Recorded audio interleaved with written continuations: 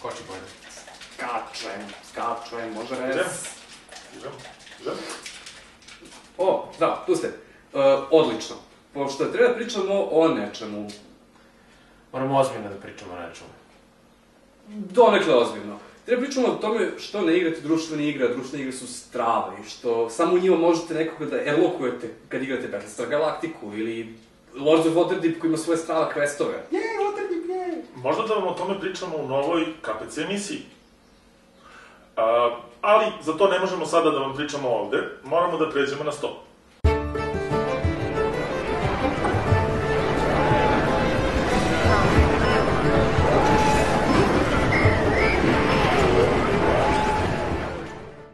Kažemo društvene igre. Obično ljudi misle na ovo ovde. Monopoly. Dobro, ali bude nekad i Riziko, ili Cluedo, ili Ljudi se čoveče. Ili Remi. A sve te igre imaju jednu stvar zajedničku. Da su sranje. Ne, da su klasične. To su sve klasici. Međutim, među tim igrama fali još jedna igra. Settlers of Catan. Settlers of Catan! Catan je jedan od razloga zašto danas imamo toliko društvenih igara i zašto se one prodaju u stotinama hiljada primeraka. Njega je pre 20 godina napravio Nemac, Klaus Tauber, a i dan danas se igra. A kad ga pogledate na stolu, ne izgleda kao većini igara koje ste sad igrali, zar ne? Imate tablu, ovo su neki šta god da su ovi šestougaonici. Imate ove kockice, ali ne pomerate sad ovu figuricu po poljima. Ne, ovo je igra koju ćete sesti sa prijateljima ili porodicom, graditi kući se i trgovati. Cilj je da naselimo ostrvo Catan. Kako to radimo? Tako što gradimo sela, gradove, povezujemo ih putevima i preko toga dobijemo poene. Svako selo nam donosi 1 poen, svaki grad 2 poena. Putevi ne donose ništa, ali postoje specijalne stvari. Onaj koji ima najduži put dobije dodatno 2 poena, a onaj koji ima najveću vojsku dobije dodatno 2 poena. A to sve radimo pomoću resursa. Resursi su najbitniji deo igre, a njih dobijamo u svakom potezu. U svakom potezu se bace kockice i broj koji se dobije označava koji resurs dobijamo. Ako na tom resursu iko ima kuću, selo ili grad, on tu dobije taj resurs. Međutim, to vam zvuči previše komplikovano, matematički. Treba se proširiti nekim brojevima, nasumično ću dobiti, kako onda da zapravo proširim svoju imperiju na samoj tabli. Trgovinom. Vi uvek možete da kažete, ok, treba mi cigla, nemam ciglu kod sebe, ali imam ovcu. Ja nudim ovcu, a tebi treba ovca za nešto drugo u tvom potezu, ti meni daš ovcu, ja tebi dam ciglu i posle toga ja gradim. Iskoristim drvo, ciglu, žito i ovcu da sagradim selo ili neke druge resurse da unapredim selo u grad. I sad ovo što vam je Damjan ispričao zvuči kao lagana porodična igra. Ljudi sede oko stola, razmenjujete resurse, pravite ovce u cigle i svima se super provode, da? Osim ako dođe ovaj tip u igru. On je lopov. Svaki put kad neko dobije 7 na kockici, njega stavljate na polje u igri i blokirate svima da dobiju resurse sa njega, dok god se ne pomeri. Takođe, lopov radi za vas. Možete nekom igraču da ukradete kartice iz ruke, ako neko ima 7 karata tada, gubi polovinu njih. I to je manje više bio Settlers of Catan. Vrlo jednostavan, lako se uči, svaki put je malo drugačiji i verovatno će vam biti lakše da ubedite ukućene da se igraju i da se manje svađaju nego u Monopolu.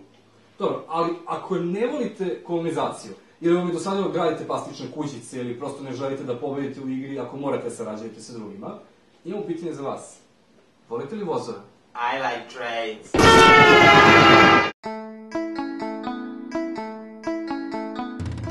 Ovo je Ticket to Ride.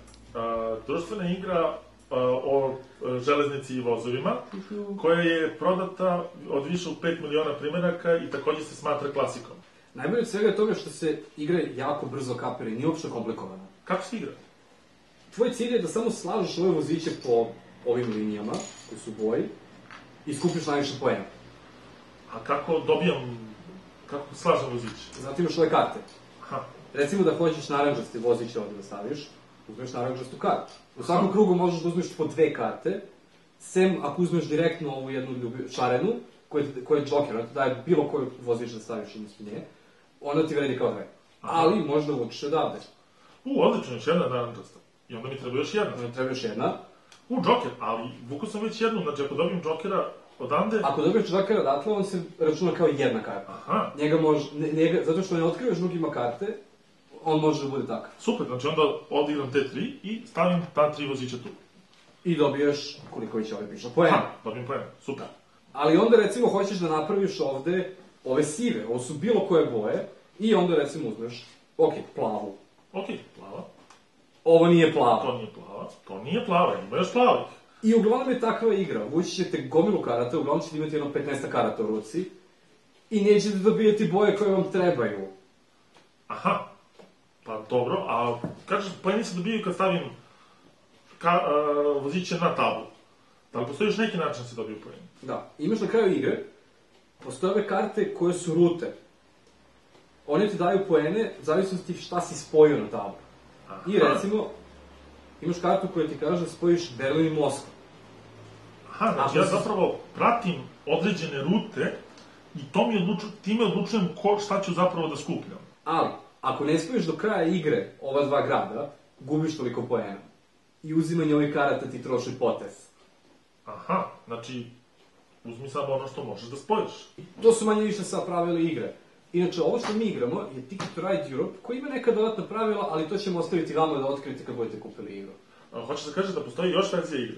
Gomila verzija igre. Originalna Amerika, ovo je Evropa, postoji Britanija, postoji Indija, postoji Mordor, Južna Afrika. Siguran da sve te postoje? Mislim da Indija postoji. Na kraju nam ostaje pitanje, koje od ove dve igre kupiti? Ticket to Ride? Ili Settlers of Catan? Ili obe? Može i obe. Da, u svakom slučaju nećete pogrešiti koje god od ove dve igre da kupite. Jako su jednostavne, nemaju komplikovana pravila i dobar su način da uđete u board game hobby. A koštaju isto skoro. A u sljedećem epizodu igramo pravu igru! Subscribe. Subscribe.